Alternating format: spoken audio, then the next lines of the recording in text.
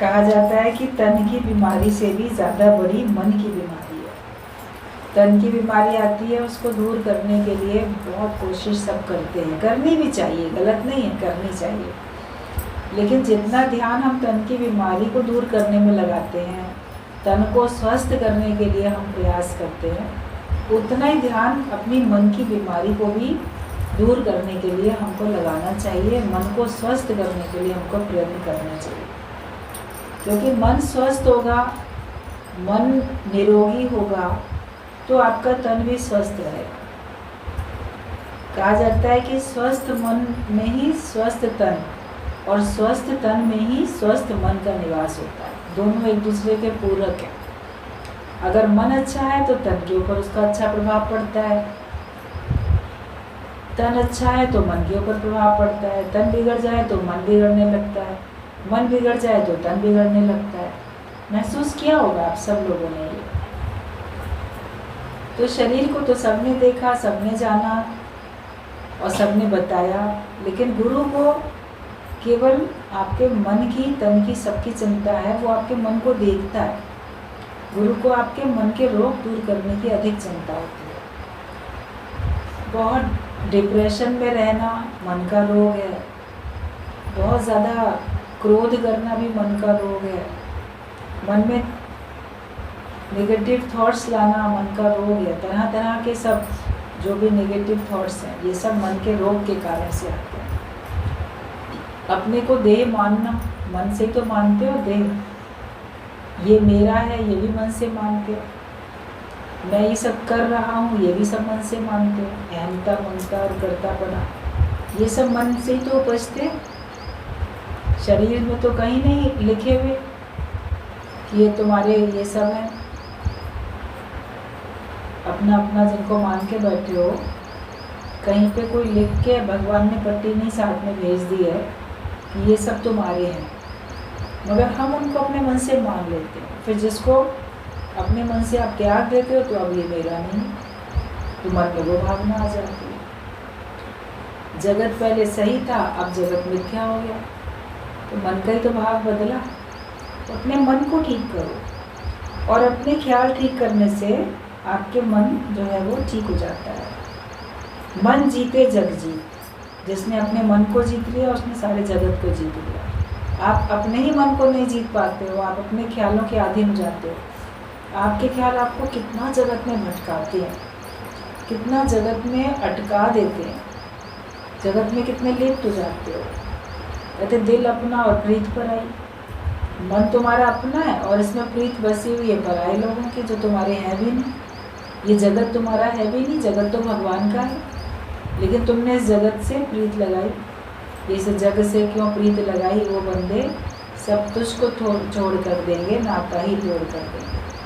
सब नाता तोड़ के चल पड़ेंगे, तुमको छोड़ के चले जाएंगे। तो इस जग से तुमने प्रीत क्यों लगाई? तुम्हारा मन है तो तुम अपने से प्रीत करो ना, अपने स्वयं से प्रीत करो। और जो परमात्मा तुम्हारा स्वरूप है, तुम उसके रूप हो, ईश्वर अंश, जीव अविनाशी, तो तुम उस ईश्वर से ही प्रेम करो।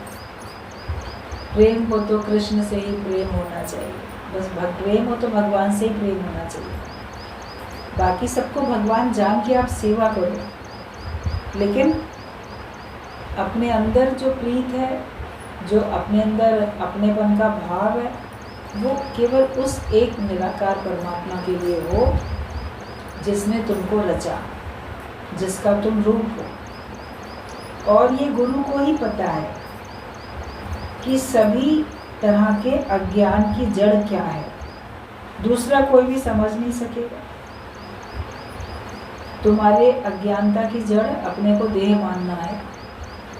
जब देह मानने से इनकार कर देते हो तो जड़ खत्म हो गई। मैं ही नहीं हूँ तो मेरा कुछ नहीं है। कहावत है, ना रहे बांस और ना बजे बांसुरी। बांस ही नहीं है तो उसकी बांसुरी कैसे बनाओगे, फिर कैसे बजाओगे अच्छी बुरी धुन। बांसुरी में दुखद सुखद हर तरह की धुन निकाल देते, तो बांस से बनी। बांस नहीं है तो आप बांसुरी नहीं बना सकते, और फिर उसमें से किसी प्रकार के धुन भी नहीं निकाल सकते। तो अज्ञानता की जो जड़ है, अपने को देह मानना, मैं देह हूँ, यहीं से अज्ञान शुरू होता है। और गुरु इस जड़ को ही हमारी ख़त्म कर देते हैं। ये केवल गुरु समझ पाता है, दूसरा कोई समझ नहीं पाता। कोई कहेगा गुरु का दोष है, कोई कहेगा शिष्य का दोष है, कोई कहेगा तकदीर का दोष है, कोई कहेगा कर्मों का दोष है, कोई कहेगा पिछले जन्म का। पर दुख का कारण है ही अपना अज्ञान और देह अभ्यास। पिछले जन्म का कर्मों का मेरा फल है, न जाने कौन से जन्मों के कर्मों का फल है। ये मेरे भाग्य का ही दोष है, मेरे कर्मों का दोष है, मेरे घर वालों का दोष है, या गुरु का दोष है, या सुनने वाले शिष्यों का दोष है, जो मैं उलझन में आता हूँ, मैं परेशान होता हूँ। निराकार भगवान को दोष लगाते हैं, हम दूसरे सबको दोष लगाते हैं अपने दुख परेशानी में, कि उनके कारण से ये दुख परेशानी आती है मेरे जीवन में। वास्तविकता में हमारे जीवन में दुख परेशानी हमारे देह अभ्यास के कारण से आती है। अपने को सबने शरीर माना है, यही उनकी सबसे बड़ी भूल है, सबसे बड़ी भूल है ये। और एक ही ये भूल जो है, यही आपसे सारी भूलें करवाती है। गुरु इस एक भूल को मिटा देते हैं, अपने को हम शरीर मानना बंद कर देते हैं। फिर आप देखो, आपकी सारी गलतियां होनी बंद हो जाती हैं, सारी भूलें आपकी समाप्त हो जाती हैं। तो अज्ञान का कारण, दुख का कारण तुम्हारा देह अध्यास है। हो में दीर्घ रोग, दीर्घ काल से ये अपने को मैं मानने का रोग चला रहा है। ये दुश्मन किसी ने नहीं जाना है, और औरों को तो जान लेते हो ये मेरे दुश्मन है, लेकिन मेरा अपना अज्ञान, मेरा अपना देह अध्यास, मेरा अपना अज्ञान, यही मेरा दुश्मन है। इस बात को कोई जानता ही नहीं। गुरु बताता है वास्तविक दुश्मन तुम्हारा कौन है, इससे पीछा छुड़ाओ तो सभी जितने भी और दुश्मन हैं उनसे सबसे तुम्हारा पीछा छूटता चला जाएगा। तो ये दुश्मन किसी ने नहीं जाना है, जो तुम्हारे साथ रात दिन बैठा है, जो नाना प्रकार के छल कपट करके बैठा डंक लगा रहा है। काश कोई भी इस जानी दुश्मन के वश में ना आ जाओ। गुरु बार बार बैठा सुझाव करता है कि इस मन की इतनी चलती है कि गुरु भी हार जाता है। देखो, तुम्हारे ऊपर कई बार तुम्हारे मन की इतनी चलती है कि गुरु भी हार जाता है। गुरु भी तुमको समझा समझा के आखिर चुप हो जाएगा। जब तुम गुरु की बात नहीं मानते हो, ज्ञान को नहीं समझते हो, तो आप देखो गुरु कितना समझाए। गुरु बार बार बोले ऐसा नहीं सोचो, ऐसा नहीं करो, वैसे ही सोचेंगे और वैसे ही करेंगे। गुरु बार बार तुम्हारा ध्यान संसार से हटा के भगवान में लगाता है, तुम वापस घूम के फिर संसार में चले जाते हो। तो हम ये देखें कि फिर गुरु भी हमारे उस जो भी हमारा अज्ञानता का भरा विचार है, देखता है कि ये उसको दूर नहीं कर रहा है, तो फिर आखिरकार गुरु को भी चुप होना है। तुम मन के आगे इतने बेबस हो जाते हो, मन के चंगुल में इतने पड़ जाते हो कि फिर तुम गुरु की भी नहीं सुनते। लेकिन मन कितना भी तुम्हारे पर हावी हो जाए, अगर ये पक्का कर लो कि मुझे लगे कि गुरु जो है वो गलत बोल रहा है और मेरा मन सही बोल रहा है, लेकिन फिर भी मैं गुरु की मानूंगा। गलत क्या है कि गुरु हमको भगवान में विश्वास दिला रहा है और मन तुम्हारा माया में विश्वास दिला रहा है। मन तुमको जगत सत्य दिखा रहा है, गुरु तुमको ब्रह्म सत्य दिखा रहा है। तो मन कभी इतना हावी होता है, कहते कहाँ जगत, कहाँ मिथ्या है। जगत में रहते हैं, जगत में व्यवहार चलता है, माया से व्यवहार चलता है, तो वो तो हमारे लिए आवश्यक है। बदला तो मुझे लेना ही है, दूसरा जो मेरे से बुरा करता है मैं भी उसका बुरा करूँगा। बहुत सारी बातें ऐसी होती हैं कि आप ज्ञान की बातों को नज़रअंदाज कर देते हो, तो नहीं, इन बातों को हम अभी नहीं मानेंगे। जब मेरे मन के मुताबिक काम हो जाएगा उसके बाद ये ज्ञान सही लगेगा। अभी ये ज्ञान सही नहीं है, पहले तो मैं अपने दुश्मन से बदला ले लूँ ना, उसके बाद फिर मैं ज्ञान पक्का करूँगा। पहले खूब माया इकट्ठी कर लूँ ना, उसके बाद मैं ज्ञान पक्का करूँगा। तो वो करते करते तुम्हारा जीवन ही चला जाएगा। तुम परछाई के पीछे भागते हो। परछाई तुम्हारे हाथ में आने वाली नहीं है, परछाई से कुछ मिलने वाला भी नहीं है। हम सत्य जो परमात्मा है उसके पीछे जाएं। तो माया तो परछाई है और सारे जगत में भगवान व्याप्त है। अगर हम एक भगवान के पीछे जाएंगे तो सारा जगत तुम्हारे पीछे अपने आप आएगा। एक लाइन गुरुजी बड़ी अच्छी बोलते थे कि भागती फिरती थी दुनिया जब तलब करते थे। जब हमको उसकी तलब थी, हमको जरूरत थी दुनिया की, दुनिया वालों की, हम चाहते थे ये दुनिया मेरी बन जाए, ये व्यक्ति मेरा बन जाए, ये पदार्थ मेरे बन जाए, जो भी आपकी चाहत थी, तो आप उसको पाने के लिए उसके पीछे भाग रहे थे, तो वो आपसे पीछे छुड़ा के आगे भी भाग रहा था। तो आप भागती फिरती थी दुनिया जब तलब करते थे। जब हम उसकी तलब करते थे वो मेरे से दूर भागते थे। और अब जब के नफरत हुई तो बेकरार आने को है। अब हमको माया से, माया के पदार्थों से, माया के सुखों से, मायावी लोगों से अब सबसे हमारा मन हट गया। जैसे एक तरीके से हमको वैराग्य आ गया, हमको नफरत हो गई, तो हम अब उससे पीछा छुड़ा के, मुख मोड़ के उससे अलग जा रहे हैं। तो देखो वो सब पीछे पीछे तुम्हारे चले आ रहे हैं। जब तुमने उनको पाना चाहा तो वो तुम्हारे से दूर चले गए, और जब तुमने उनको पाना छोड़ दिया तो वो सब तुम्हारे पीछे पीछे आ रहे। हमको एक्सेप्ट करो, हमको स्वीकार करो, लेकिन तुम भगवान को स्वीकार करो, तुम भगवान के बन जाओ, तो वो सब तुम्हारे अपने आप बन जाएंगे। सबके घट में तो भगवान ही विराजमान है। अगर आप भगवान के प्रिय बन जाते हो, भगवान को अपना प्रिय बना लेते हो, तो तुम सारे संसार के प्रिय बन जाते हो और सारा संसार तुम्हारा प्रिय हो जाता है। सब तुमको पसंद करेंगे, तुम्हारे लिए भी कोई बुरा नहीं रहेगा। कोई बुरा नहीं है भले मन के वास्ते। इसलिए अपना बनाना है तो केवल एक भगवान को बनाओ। सच्चा मित्र वही है, क्योंकि वो हमारा दुख में, सुख में हर समय साथ निभाता है। वो हमारी उन्नति चाहता है, इसीलिए उसको सच्चा मित्र बोला गया है। भगवान अगर कष्ट भी दे रहा है, उसमें भी हमारी भलाई छिपी हुई है।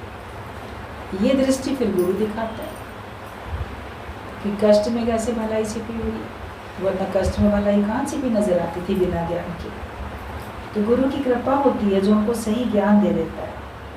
तो ये तुम नहीं जान पाते, तुम्हारा अपना अज्ञान वाला स्वभाव, तुम्हारा देहाभ्यास, तुम्हारा मन, वो ही तुम्हारे साथ दिन रात तुम्हारे साथ बैठ के तुम्हारे से ठगी करता है और नाना प्रकार के छल कपट करके तुमको डंक लगा रहा है। जैसे बिच्छू डंक लगाए, सांप डंक लगाए तो नुकसान हो जाता है। ऐसे ये मन के विचार तुमको ऐसे विषैले डंक लगाते हैं कि तुम्हारी आनंद, शांति, प्रसन्नता, ज्ञान सब खत्म होता रहता है। तो कितना भारी नुकसान होता है। तो ये जो मन है तुम्हारा, ये जानी दुश्मन है, और इस जानी दुश्मन के वश में नहीं हो। गुरु तुम्हें बार बार सुझाव करता है कि मन की तुम्हारे इतनी चल रही है कि गुरु भी हार जाता है, पर तुम खुद मन के मालिक होकर, मन को मोड़कर गुरु की शरण में जाओगे, तब ये मन हमेशा के लिए जान छोड़कर भाग जाएगा। तुम अपने मन के मालिक बनो, अपने फैसले खुद करो, और तुम सारे संसार की बातों को छोड़ के, अपने मन की बातों को भी छोड़ के भगवान की शरण में जाओ, ज्ञान की शरण लो, गुरु की शरण लो, क्योंकि गुरु की शरण लेने से हमको ज्ञान मिलता है। ज्ञान की शरण लेते हैं तो हम सचमुच में भगवान की शरण लेते हैं।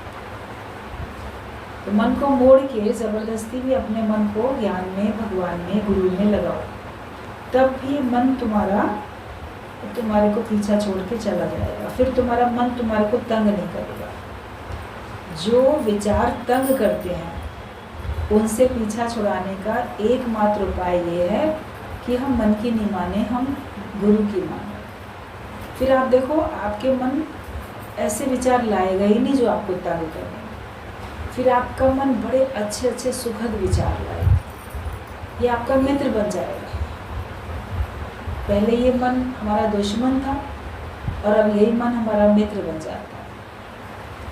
और ये मन फिर ज्योत स्वरूप हो जाता है, मन अपना ही कृष्ण मुरारी हो गया, हमारा मन ही भगवान का रूप बन जाता है, क्योंकि भगवान से अलग तो कुछ है ही नहीं। तो इसके लिए आप अपने मन को ज्योत स्वरूप होने तक गुरु की शरण में रखो, उसको ज्ञान ही दो। अज्ञानता की बातें मन की मानो ही नहीं। कितना भी आपका मन चाहे, कितना भी आप चाहो कि माया में जाने में कोई नुकसान नहीं है, लेकिन हम अगर अपने पे थोड़ा संयम करेंगे तो फिर हम देखेंगे कि हम ज्योत स्वरूप हो गए, हम मन से ऊंचे उठ रहे हैं। और फिर मन से ऊंचा जो उठता है वो भगवान का नज़दीक हो जाता है, भगवान का प्रिय बन जाता है। तो मन को मोड़कर गुरु की शरण में जाओगे तब ये मन हमेशा के लिए जान छोड़कर भाग जाएगा।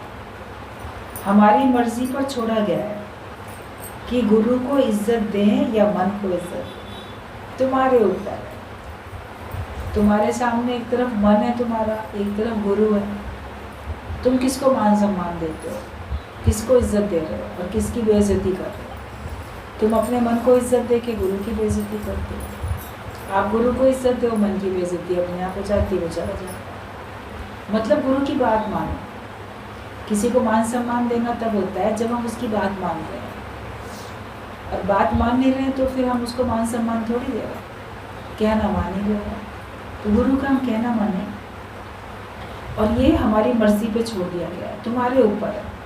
तुम ज्ञानवान बनते हो, गुरुवान बनते हो, गुरुमुख बनते हो कि तुम मनमुख बनते हो, मन को सही समझते हो कि तुम गुरु को सही समझते हो। तो ये तुम्हारी मर्जी पे छोड़ा गया है कि गुरु को इज्जत दें या मन को इज्जत दें। हर एक को इस मन ने गुमराह कर दिया है। राजा से लेकर प्रजा तक सब इस मन के वश में है। शैतान का राज्य सारी दुनिया के ऊपर है, पर करोड़ों में से कोई एक ज्ञानी निकलता है, मन जिसके वश में आ जाता है वो दूसरों का भी मन वश में करके देता है। सारे संसार के ऊपर इस मन शैतान का राज्य चल रहा है। जगत में सभी तो मन के हिसाब से चल रहे हैं। आप देखो, जैसा मन जिसका करता है वैसे ही कार्य कर रहा है। लेकिन अब कोई करोड़ों में से एक कोई ऐसा निकलता है जो अपने मन को वश में करता है। आप सब उन करोड़ों में से एक हो। पूरे वर्ल्ड में कितनी पॉपुलेशन है, अपने देश में कितनी पॉपुलेशन है, देखो करोड़ों की जनसंख्या तो अपने ही भारतवर्ष में, और बाकी हर कंट्री में कितने कितने करोड़ हैं, पूरे वर्ल्ड में कितने लोग हैं। तो उनमें से तो कोई कोई विरले ब्रह्म ज्ञानी बन रहे हैं, उनमें से कोई कोई विरले अपने मन को मोड़ पा रहे हैं, वरना सब अपने मन के अधीन होकर चलते हैं। उनको पता ही नहीं है ज्ञान का, हमें पता है ज्ञान का, और हमने अपने मन को जीता, अपनी इंद्रियों को जीता, मन को जीता, अपने ख्यालों को जीता, माया को जीता। ये कोई विरला कर पाता है, करोड़ों में से कोई एक है जो कर पाता है। तो तुम अपने को जानो कि तुम करोड़ों में से कोई एक हो, कि कोई करोड़ों में से कोई एक ज्ञानी निकलता है, मन जिसके वश में आ जाता है, और वो दूसरों का भी मन वश कर देता है। गुरु ने अपने मन को वश में किया तो वो हमारे मन को भी वश में कर देता है। मन कहता है कि दुनिया है मेरे पीछे, मैं हूँ तेरे पीछे। फिर मन ये बोलेगा कि सारी दुनिया मेरे पीछे है, मुझे मान सम्मान दे रही है, लेकिन मैं तुम्हारे पीछे हूँ। तुम आगे आगे चलोगे, तुम्हारा मन आज्ञाकारी होके तुम्हारे पीछे पीछे चलेगा। निष्काम गुरु का असर इस मन पर पड़ता है। जो भी निष्काम करने वाला निष्कामी गुरु होता है, उसका असर इस मन के ऊपर पड़ता है। वो केवल गुरु के आगे शर्मा जाता है, क्योंकि उसकी मेहरबानी से मन मारा हुआ है। यहाँ मन की दाल नहीं गलेगी। जो निष्कामी गुरु होता है उसकी बात का असर इस मन पे पड़ता है। ये मन हर एक के आगे अपनी शान दिखाएगा, लेकिन गुरु के आगे आँख नीची करके शर्मा के बैठेगा। वो जानता है कि गुरु के आगे मेरी नहीं चल सकती, तो मन खुद ही शर्मिंदा होके शांत होके बैठता है। और मन की दाल नहीं गलती है। मन का मौत है उसके आगे जिसने अपने मन का मौत किया है। या भक्त सामने हो या भगवान, नहीं तो मन अपने आप में नहीं टिकता, अकेला हो जाता है। जब तक कि अपने में आनंद ढूंढे, निष्काम सेवा से शरीर बोलता है। बोला गया है कि जहाँ मन है तो आप मन आपको जैसे कि जीतना है। जब मन को जीतोगे तो जिसने अपने मन को जीता वो सबको जीत पाता है। मन जीते जग जीत है। और अपने मन की मौत करो, अपने को मिटाओ। मैं नहीं हूँ तो तुम अपने मन को भी मिटा सकते हो, अपने को गुम कर सकते हो। तो जिसने अपने मन को जीता, मतलब मन को संयमित किया, मन को वश में किया, तो यही मन की मौत है।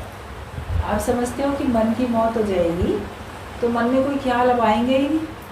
तो हमारे मन में तो बहुत ख्याल आते हैं, तो हमारा मन तो भी मरा ही नहीं। लेकिन जिसने अपने मन को संयमित कर लिया है तो समझो कि उसका मन वश में हो गया है, तो मन की मृत्यु हो गई। जो तंग करने वाले विचार थे वो अगर आपके खत्म हो गए हैं, जो गिरावट वाले विचार थे वो आपके खत्म हो गए हैं, तो समझो कि आपने मन को जीत लिया है और आपके मन की अब मौत हो गई। अब मन में अच्छे अच्छे ख्याल उठेंगे, मन में उन्नति के ख्याल उठेंगे, लेकिन मन में जगत के ख्याल नहीं उठेंगे, गिरावट के ख्याल मन में आएंगे। तो यही हमारे मन की मौत है। तुम्हारे सामने या भक्त हो या भगवान, तब तुम अपने मन को जीत पाते हो। कहा जाता है कि या तो आप गुरु के सामने बैठ के गुरु से ज्ञान सुनो, और जब गुरु सामने नहीं है तो आप ज्ञान की चर्चा करो। हर जगह भगवान देख के आप ज्ञान की चर्चा करो, तो आपका मन वश में होता है। हम सत्संग में बैठ के ज्ञान सुन लेते हैं, लेकिन सत्संग के अतिरिक्त जब हम होते हैं तो हम चर्चा ज्ञान की करते हैं। कहीं किसी एक से 2-4 मिनट, 10 मिनट, आधा घंटा चर्चा कर भी ली तो वो चर्चा प्रॉपर तो नहीं होती है, थोड़ी होती है, वो भी करनी ज़रूरी है। लेकिन अंदर अपने आप से, अपने मन से आप ज्ञान की चर्चा हमेशा करते हैं। जब तुम्हारे अंदर कोई भी कहीं का भी ख्याल आए तो अपने मन को ज्ञान सुनाते जाओ। कोई और सुनने वाला तो तुमको कब मिलेगा, 24 घंटे नहीं मिल सकता। कोई एक टाइम बना लोगे तो उस समय आपको सुनने वाले मिल जाएंगे, एक या अनेक। तो 24 घंटे तो कोई सुनने वाला सामने नहीं होगा, और 24 घंटे तुम मुझसे बोलते भी नहीं रह सकते हो,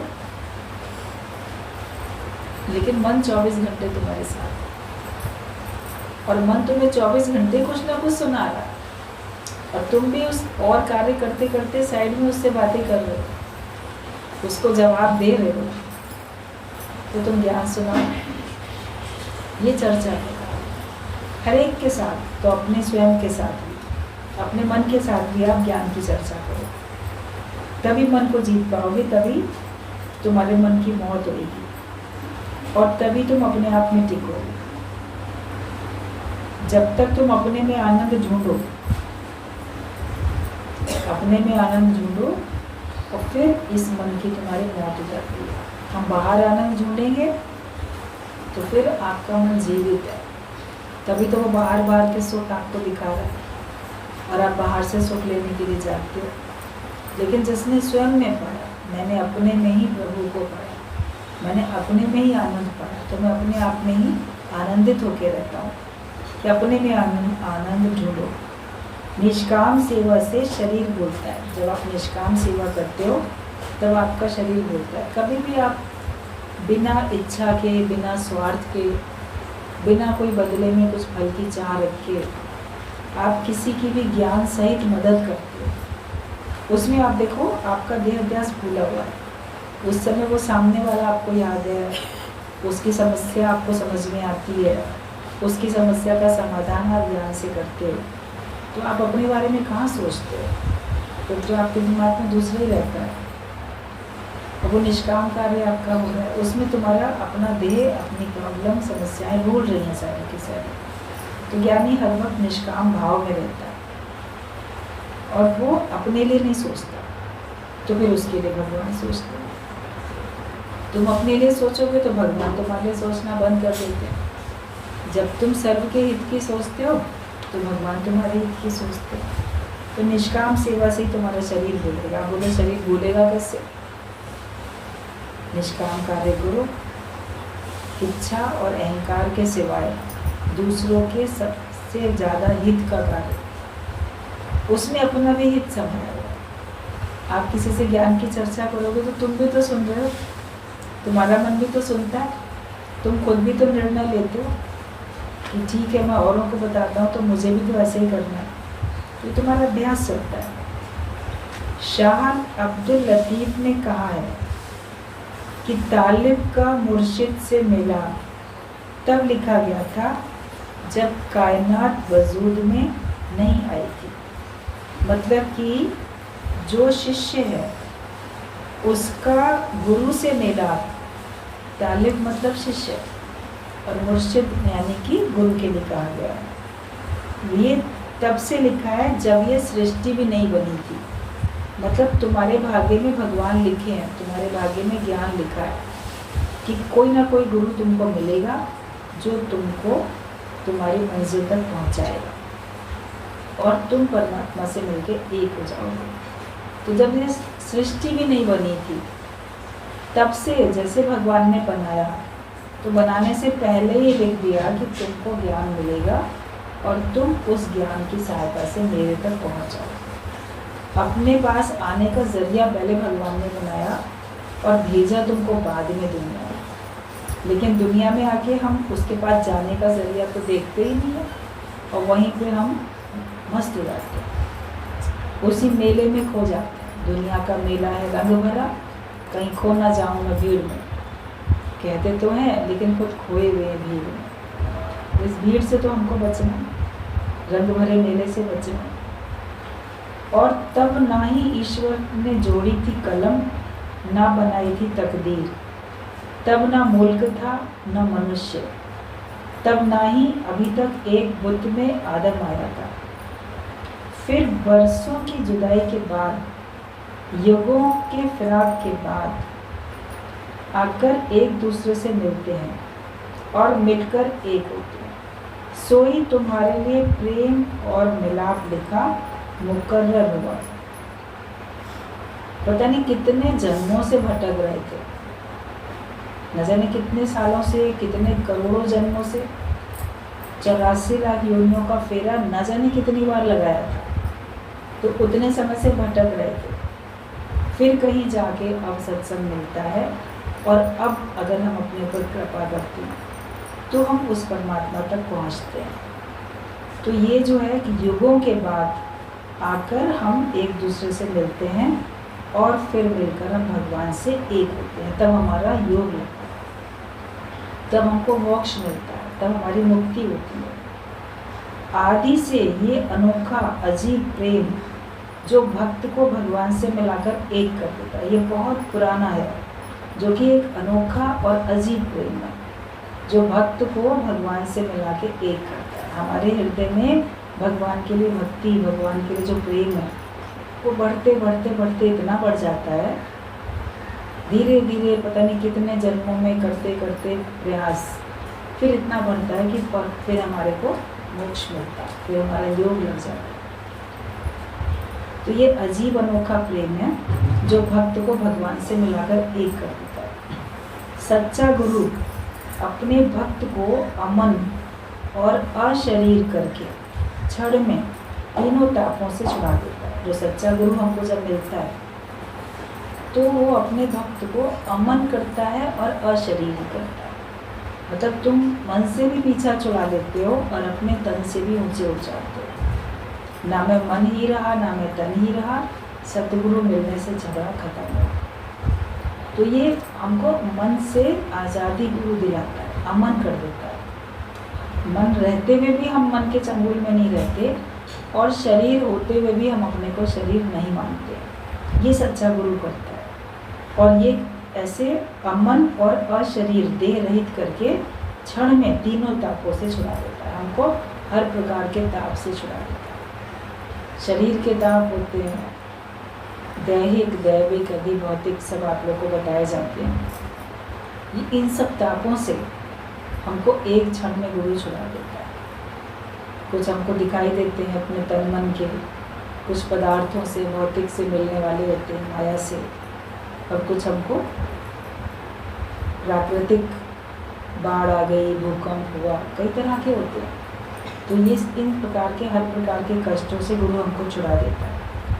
क्योंकि फिर वो संशय में पड़े हुए तालिब, मतलब संशय में पड़े हुए शिष्य के सभी ख्याल छीन कर अजीब ज्ञान से उसे अजीब पद बख्शता है। ये ब्रह्म ज्ञान आपने पहले जब नहीं सुना है और अब सुनते हो तो कभी शुरू में अजीब लगता है, अरे ये कैसा ज्ञान है।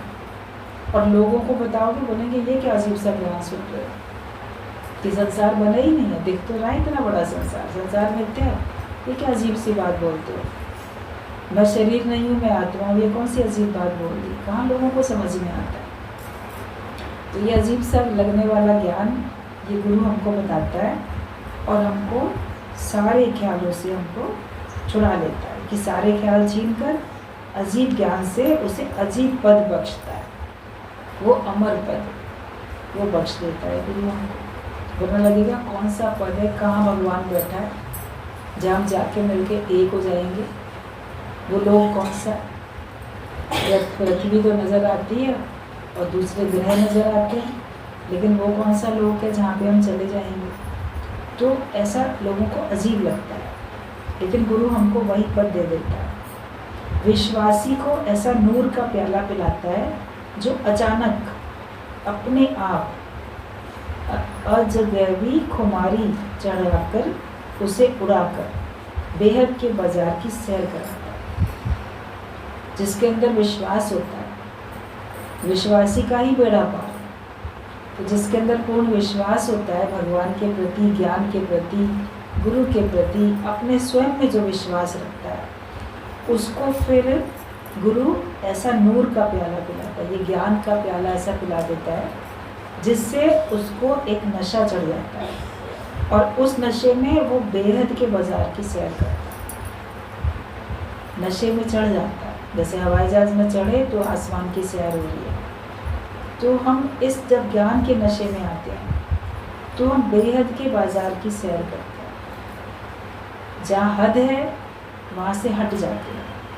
कबीर ने ये बात बोली है, हद हद चला हर कोई, बाहर चला ना कोई, बेहद चला ना कोई, और बेहद के बाजार में खड़ा कबीरा हो।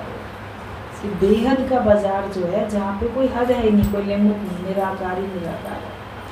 तो उस ज्ञान के नशे में हम उस बेहद में पहुँच जाते हैं जहाँ कोई हद नहीं है, कोई दीवारें नहीं है, और हम उस बाजार की ऐसे सैर करते हैं। और फिर तालिब अत्यंत अचरज से, आश्चर्य से बैठकर अपना ही दीदार अपने अंदर करता है।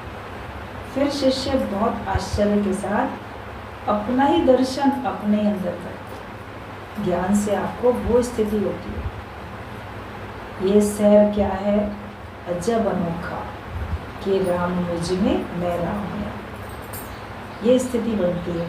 और ये स्थिति हमारी गुरु बना के देता है। फिर आश्चर्य से जो शिष्य होता है वो जैसे अपना ही दीदार कर रहा है और अपने ही अंदर कर रहा है। विश्वास ही तालिब को अगम देश में पहुंचाने वाला उड़न खटोला है। विश्वास एक ऐसा हवाई जहाज है, उड़न खटोला, जो कि तुमको उस अगम देश में पहुंचाएगा जहाँ कोई गम नहीं होते हैं, और अगम में है जहाँ कोई पहुंच नहीं सकता, वहाँ पे विश्वास तुमको पहुंचा देता है। पूर्ण सेवक ही पूर्ण गुरु के पद पर पहुंच सकता है। जो पूरा सच्चा सेवक बनेगा वही सच्चा शिष्य बनेगा। एक दृष्टांत छोटा सा गुरुजी बताते थे कि एक बार कोई संत के पास में जैसे आते हैं शिष्य ज्ञान सुनने के लिए, कोई आके बैठा नया ज्ञान सुनने के लिए आता था। तो गुरु ने पूछा कि तुम क्या बनना चाहते हो, तुम शिष्य बनना चाहते हो कि तुम गुरु बनना चाहते हो। पूछा उससे, तो वो कहने लगा गुरु से, शिष्य बनने के लिए क्या क्या करना पड़ेगा और गुरु बनने के लिए क्या क्या करना पड़ेगा। तो गुरु ने कहा, शिष्य बनने के लिए तुमको अपने मन को माया से मोड़ना पड़ेगा, जगत को मिथ्या समझना पड़ेगा, मन को इंद्रियों को संयम करने रखना पड़ेगा, गुरु की आज्ञा में चलना पड़ेगा, गुरु की पूरी सेवा और जो वो वचन कहे वो पूरे तुम्हें मानने पड़ेंगे। अपनी नहीं चलानी होगी, जैसे गुरु कहेगा वैसे ही चलना पड़ेगा, तो तुम शिष्य बनोगे। और गुरु बनने के लिए कुछ 2-4 भजन याद कर लो, कुछ थोड़े से पॉइंट्स याद कर लो, दृष्टांत याद कर लो, उनको बैठ के कहीं गद्दी पे बैठ के सुनाओ, सब सुनेंगे तो तुम गुरु बन जाओगे। तो उसने कहा, ऐसा है, मुझे गुरु बना दीजिए, क्योंकि उसमें तो बड़ा सरल लग रहा था ना, शिष्य बनने के लिए तो इतना करना पड़ेगा, और गुरु बनने के लिए क्या, 2-4 बातें रट लो, याद कर लो, कहीं बैठ जाओ, 2-4 लोगों को तैयार कर लो जो तुम्हारी वाहवाही प्रशंसा करें दुनिया जहान में, तो बस तुम गुरु बन गए। उनसे सुन सुन के तमाम लोग आने लग जाते हैं। तो उसने जब कहा कि फिर मुझे गुरु ही बना दो, तो गुरु तो हंस पड़ा, कहता है, जो शिष्य नहीं बन सकेगा वो गुरु भी नहीं बन सकेगा। गुरु बनने के लिए तुमको पहले शिष्य बनना ही पड़ेगा। कठिन काम कोई करना नहीं चाहता ना, सरल काम करना चाहते हैं। गुरु जी भी दृष्टांत बता देते तो कई बार बात इस प्रकार की चलती है। कहते जो लोग भी सुनने आते हैं ना, कहीं कहीं से, कौन से गांव से, कौन से शहर से, कौन से कस्बे से, कौन सी गली मोहल्ले से आएंगे, तो बोलेंगे बस हम गुरु बन जाएं जल्दी जल्दी। सुन लिया, नोट कर लिया, लिख लिया, उसके बाद जाके 2-4 अपने अड़ोस पड़ोस के जानकारी के लोगों को इकट्ठा करके पकड़ के उनको सुना दिया, तो बस अपना मन सोचने लगता है मैं बन गया गुरु। और उन लोग को भी कहते देखो मैं हूँ ना तुम्हारा गुरु, मैं बता रहा हूँ ना तुमको, तो वो लोग भी तुमको गुरु मानने लगते हैं, कि तुम ऐसा चाहते हो, तो तुम सच्चे गुरु नहीं बने हो। सच्चा शिष्य जो बनेगा वही सच्चा गुरु बन सकता है। तो तुम खुद ही कच्चे हो, कच्चे तुम अपने आप को बना के और दूसरों को भी कच्चा ही बना के चलोगे। तो एक सिंधी की कोटेशन होती थी, गुरुजी इसके साथ ऐड करके बोलते थे, तो उसका हिंदी में मतलब होता था कि जो चूहा होता है ना, उसको एक छोटी सी कहीं से हल्दी की गांठ मिल जाती है, साबुत हल्दी एक टुकड़ा मिल जाता है, तो उस हल्दी के टुकड़े को लेके अपने बिल में रख लेता है और कहता है मैं पूरा पंसारी बन गया। तो क्या वो एक छोटी सी हल्दी की गांठ अपने बिल में रखने से पंसारी बन गया? मतलब कि कुछ जरा सा ज्ञान लेके तुम अपने रख के अपने पास और उसी को तुम बांट रहे हो, तो क्या तुम पंसारी बन गए? तुम्हारे पास सब कुछ है क्या? फिर जो भी पंसारी की दुकान होती है उसके पास तो पता नहीं क्या क्या होता है, बहुत कुछ होता है।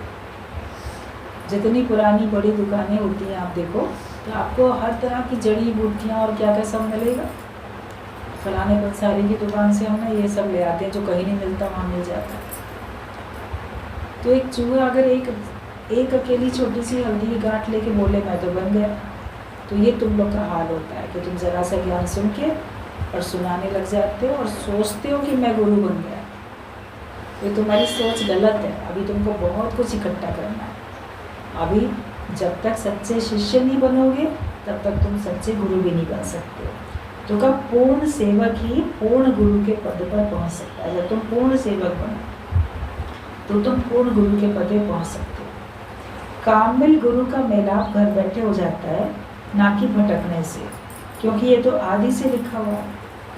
बाकी गुरु को रिझाना, सिर देना, ये तालिब का काम है। जो योग्य गुरु है, कामिल गुरु है कोई, तो उससे तुम्हारी भेंट सहज में हो जाती है। लेकिन फिर उसको रिझाना और उसको अपना पूरा शीश देना, वो फिर तुम्हारा काम है। गुरु से तो भेंट तुम्हारी हो गई, लेकिन फिर गुरु को हम अपना शीश अर्पण करें, अपना देह ध्यास अर्पण करें, ये तो काम हमको करना है। तो जब तक शीश नहीं देंगे तब तक ईश भी नहीं मिलेगा। तो गुरु भगवान ने हमको गुरु से मिला दिया और गुरु तो हमको पूरा ज्ञान दे ही रहा है, लेकिन हमको भी अपना शीश अपने पास बचा के नहीं रखना है, अपना शीश हमको भेंट करना है। तो हमको परमात्मा की प्राप्ति होती है कि ये फिर शिष्य का काम है। विश्वास और प्रेम में सब हो जाता है, पता भी नहीं चलता है कि कैसे हमारा सर उतर गया, कब हमारा शीश कट गया, कब हमने अपना शीश अर्पण कर दिया। ये सहज में आते आते और विश्वास और श्रद्धा रखने से, विश्वास और प्रेम में सब हो जाता है कि ये कैसे हमारा ये शीश गुम हो गया, अब हम अपने को मानते ही नहीं है कि मैं कुछ हूँ। तो यही एक बड़ी करामात हो जाती है। चमत्कार यही हो जाता है कि आपने कोई मेहनत की भी नहीं अपने को मिटाने के लिए, अपने को गुम करने के लिए, लेकिन फिर भी आप देखते हो, आप सत्संग में आते रहते हो, और कब आपका देह अध्यास गुम हो जाता है, कब आपका अहंकार खत्म हो जाता है, कब आपका देह अध्यास ऐसा गुम है कि आपको पता ही नहीं चलता, वो सहज में हो जाता है। तो और लोग तो और चमत्कार करेंगे, बहुत सारे चमत्कार, कई साधु संत हैं, तांत्रिक हैं, जादूगर हैं, वो सब बहुत चमत्कार दिखाते हैं। तो सच्चा गुरु तो यही चमत्कार दिखाता है कि तुम्हारा मन कैसे वश में हो जाता है, तुम कैसे इस जगत को मिथ्या मानने लग जाते हो, और कब तुम अपने को गुम कर लेते हो, ये पता ही नहीं चलता। तो ये चमत्कार गुरु दिखाता है कि दुखों से छुड़ा दिया, तो बाकी बाहर के माया के चमत्कारों के चक्कर में पड़ता नहीं है, और तुम्हें भी पढ़ने की उसमें जरूरत है।